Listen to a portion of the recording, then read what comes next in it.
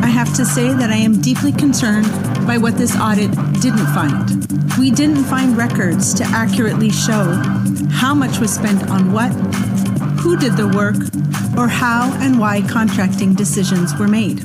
And that paper trail should have existed. The Auditor General for Canada is speaking in those terms about a government initiative. They don't know where the money's gone. They don't even know how much money is gone, but it's gone. And that's the ArriveScam app story.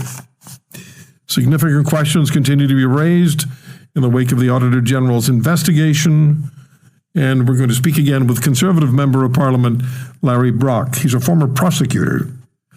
And he posted to X yesterday, GC Strategies, ArriveScam, middlemen who received $20 million for doing no work, still receiving taxpayer funds from active contracts with the Trudeau government.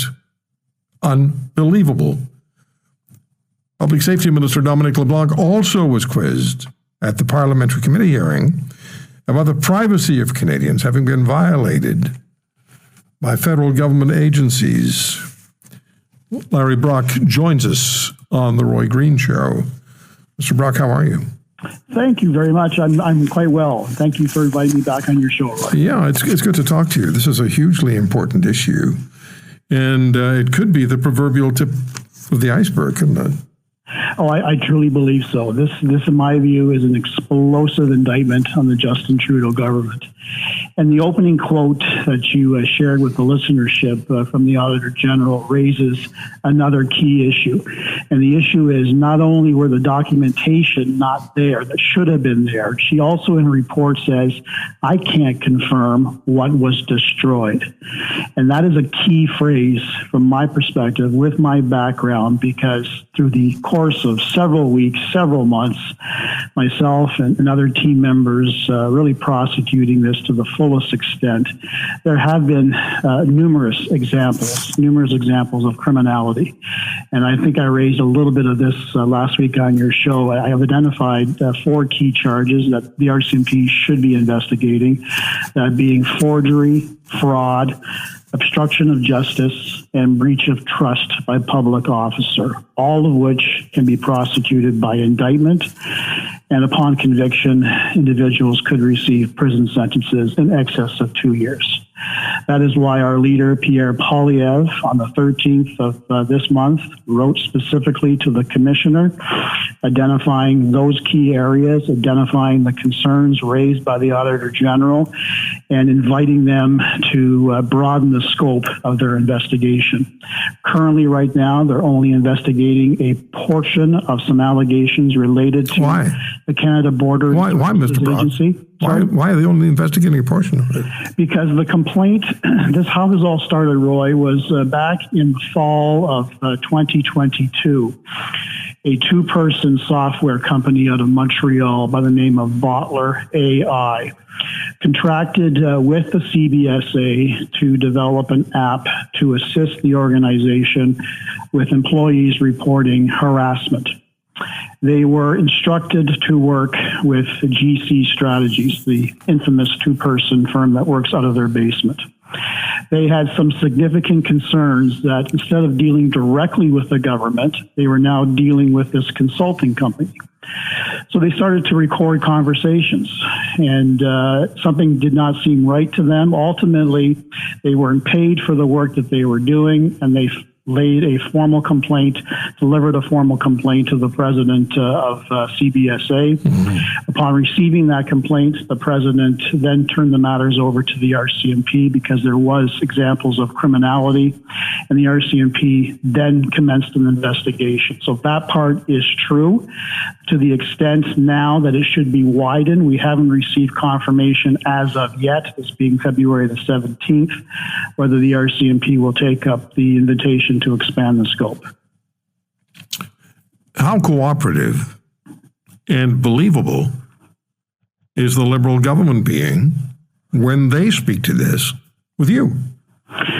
Well, the proof is in the pudding, Roy. I go back I go back to January of 2023 when the news first broke that the ArriveScam app had substantially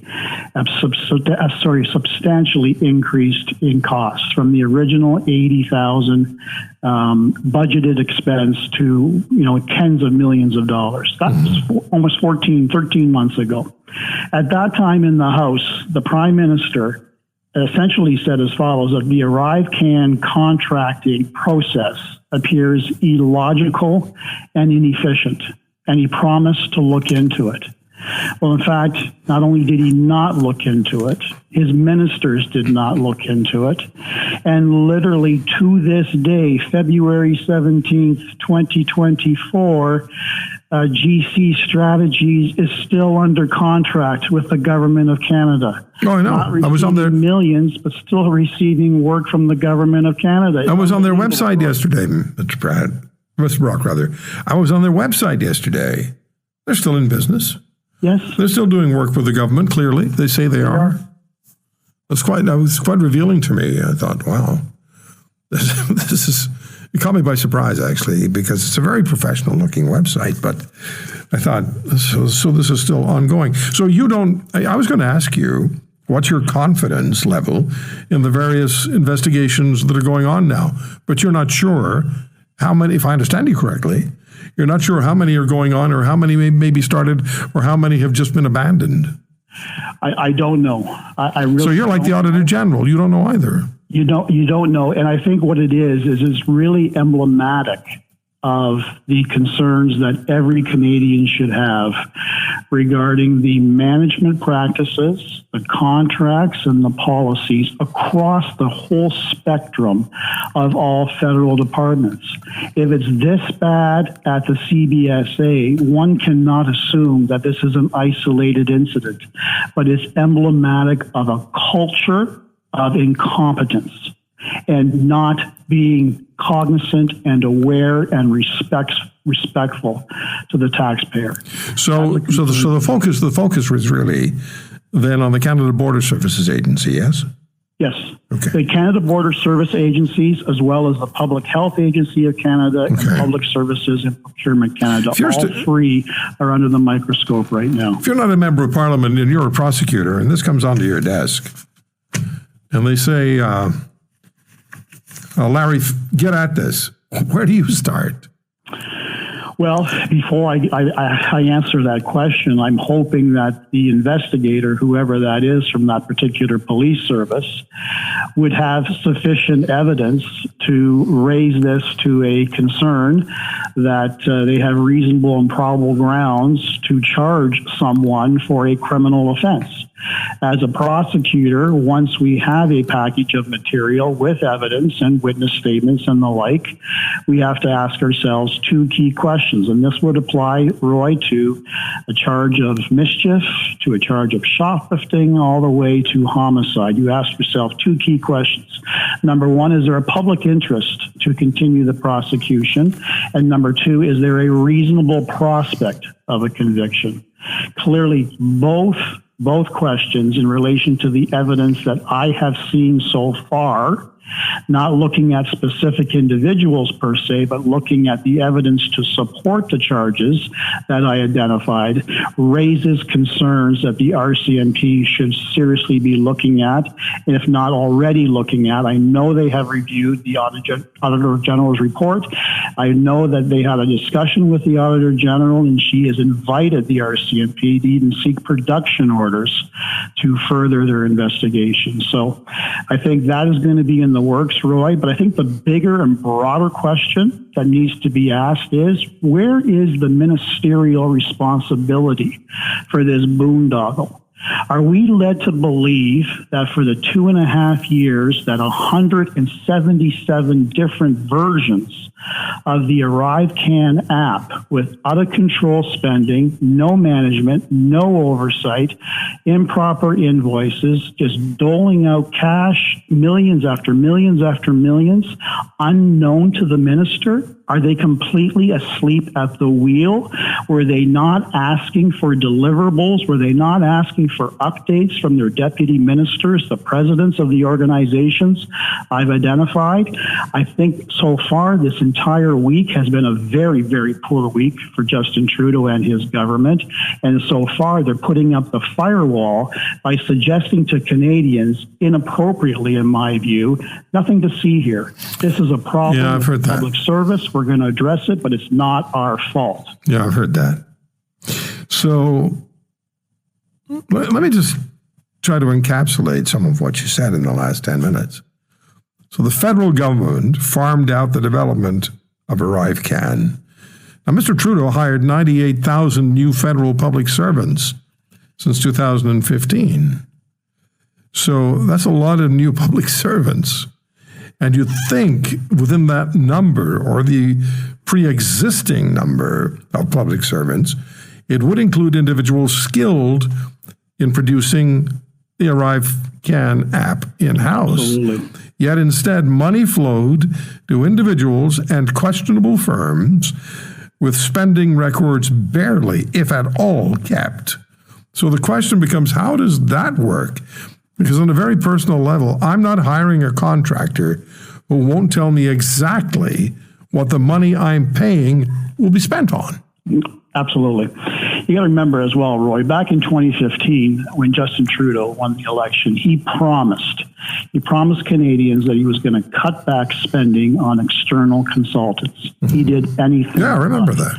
He has raised the spending on external consultants over the last 8.5 years by 88%.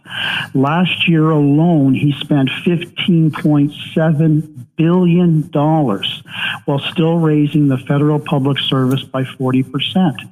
2 days ago, I'm part of the ethics committee on Parliament Hill. We heard from presidents and vice presidents of the various unions that represent the federal public service, and they laid into the government in terms of how disrespectful, how angry they are with the government in terms of its use of external consultants. And I heard specifically from one president who represents IT professionals that the government has hired.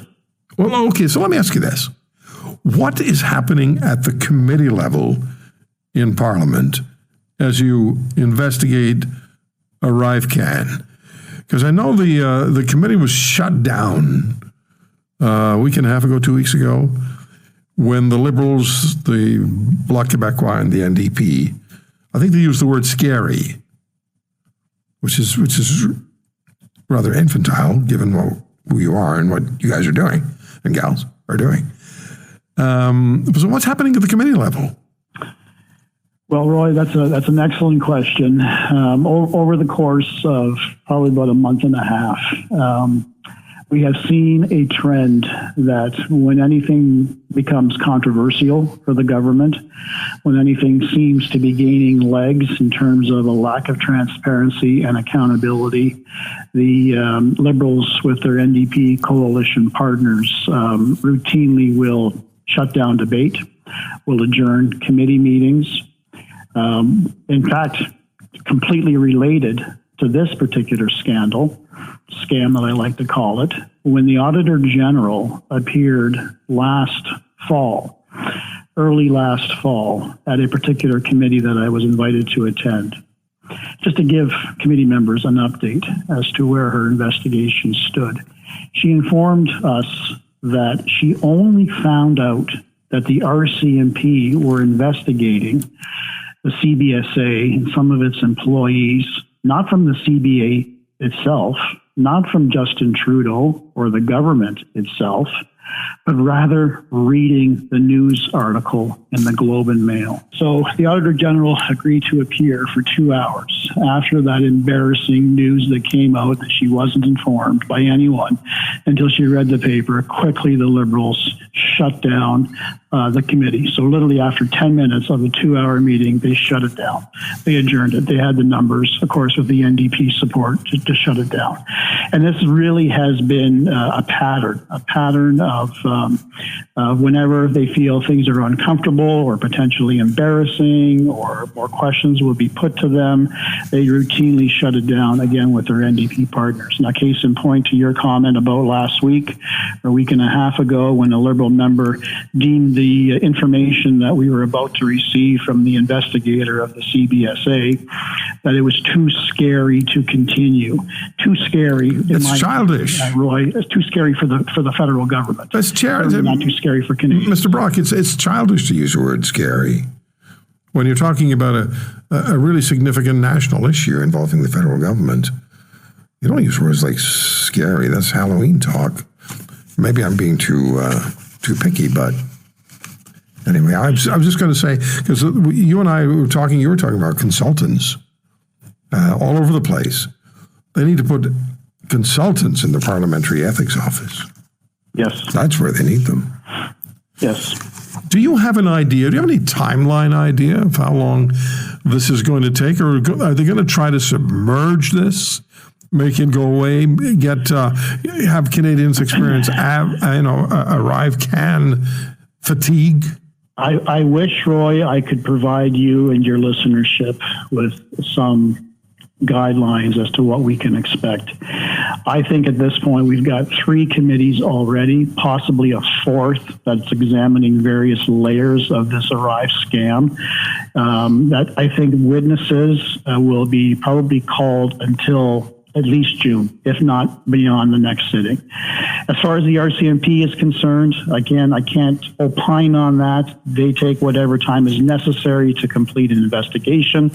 But if I could draw another parallel, the SNC-Lavalin scandal from several years ago apparently is still being investigated by the RCMP. And I'm looking forward to hearing about the status of that investigation when the commissioner appears at the end of this month. So I wish I could provide a finite timeline, Roy, but there's so many layers to this scam and this scandal. We're simply scratching at the surface. So the Auditor General doesn't know how much money's involved, and this is what that department does. They track money, and they know how to do it. They're the experts at it. So she doesn't know how much money was involved. She took the guesstimate at $59.5 million. Do you have a dollar figure that's sort of front and center with you that you think it might be? No, I don't, because the government is not being honest with Canadians. Originally budgeted at $80,000. After a couple of versions, it jumped to $2.5 million. Then we heard possibly $24 million.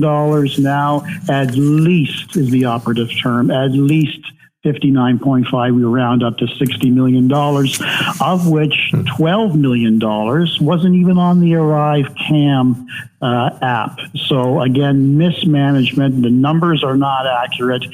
That also doesn't include, Roy, the millions, tens of millions of dollars of the work that the public service did on this particular app. I wouldn't be surprised if we find ourselves well into the $80 or $90 million range after all is said and done. Another big takeaway as well, this 2-person GC company, a company that works out of its basement. Originally, so many people, including government officials, including the operator of GC Strategies, confirmed that they only received $11 million of taxpayer funds for the so-called work that they did on this ArriveScam. But the Auditor General has found that was inaccurate. It was actually $20 million for doing nothing other than connecting the government of Canada with IT professionals. If that's not the definition of hitting the taxpayer lottery, I don't know what is. Well, you can confuse 11 million with 20 million. I do it all the time. Let me just ask you this question. I want to veer away from the ArriveCan for a moment and just ask you to wear your prosecutor's hat for a moment.